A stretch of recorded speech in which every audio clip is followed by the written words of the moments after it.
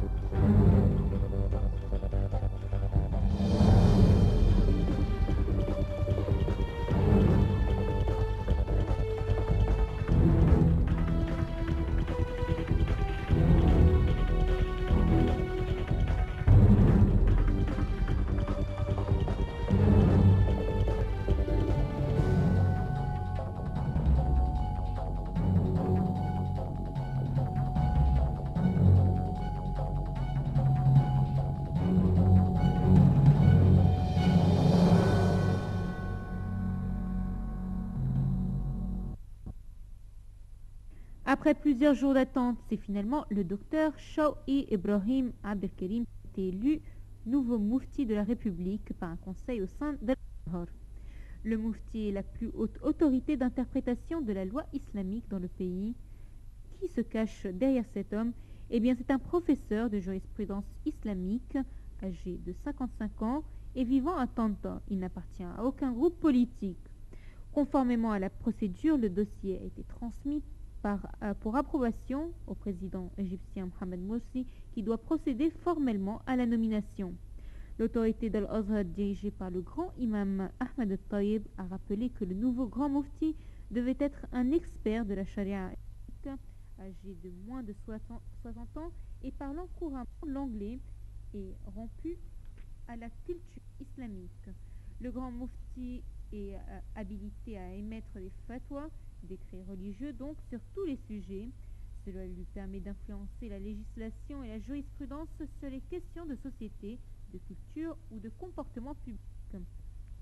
Le comité formé par le Conseil des grands oulémas et érudits avait choisi un certain nombre de noms qui sont admissibles pour le poste de grand mufti d'Égypte.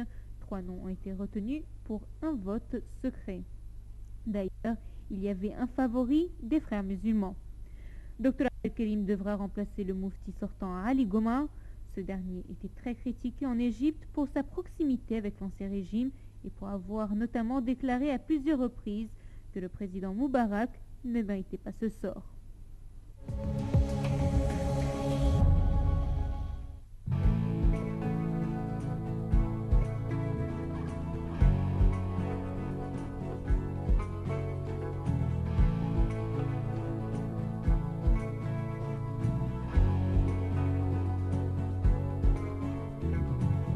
نزلت وقلت انا مش راجع، وكتبت بدمي في كل شارع.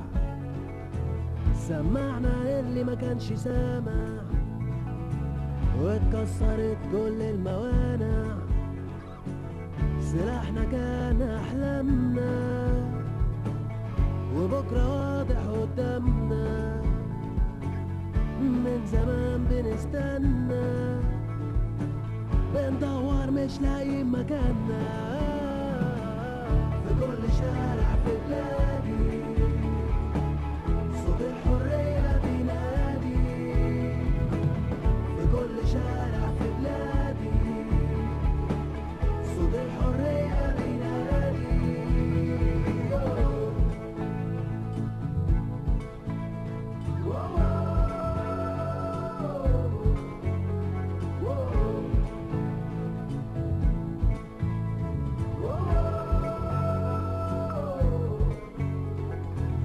رفعنا راسنا في السماء والجوع ما بقاش بيهمنا،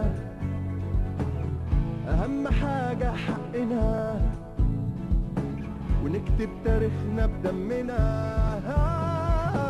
لو كنت واحد مننا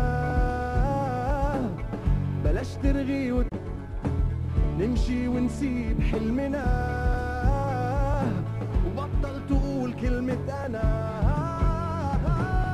في كل شارع في بلادي صوت الحرية بينادي، في كل شارع في بلادي صوت الحرية بينادي. أيادي مصرية سمرة ليها في التمييز، ممدودة وسط الزئير بتكسر البراويز. طلع الشباب البديع قلبوا خريفها ربيع، وحققوا المعجزة صحوا القتيل من القتل. اقتلني قتلي ما هيعيد دولتك تاني، بكتب بدمي حياة تانية لأوطاني.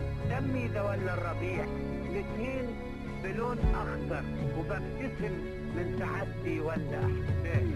في كل شارع في بلادي صوت الحرية بينادي، في كل شارع في بلادي صوت الحرية بينادي، في كل شارع في بلادي صوت الحرية بينادي، في كل شارع في بلادي صوت الحرية بينادي،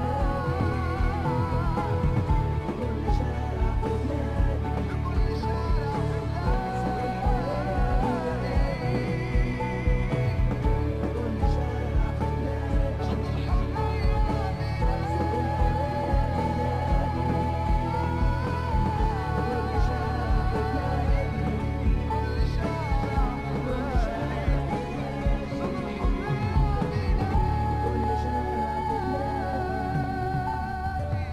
صوت الحرية بينادي.